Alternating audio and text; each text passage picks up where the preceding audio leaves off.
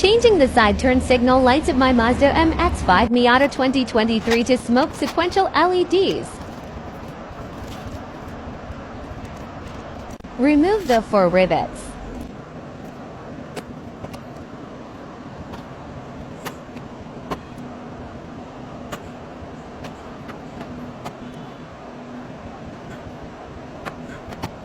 From inside the fender, push the side turn signal towards the back of the car.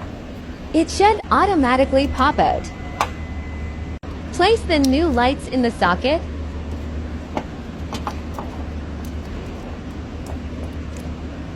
It should automatically lock in place.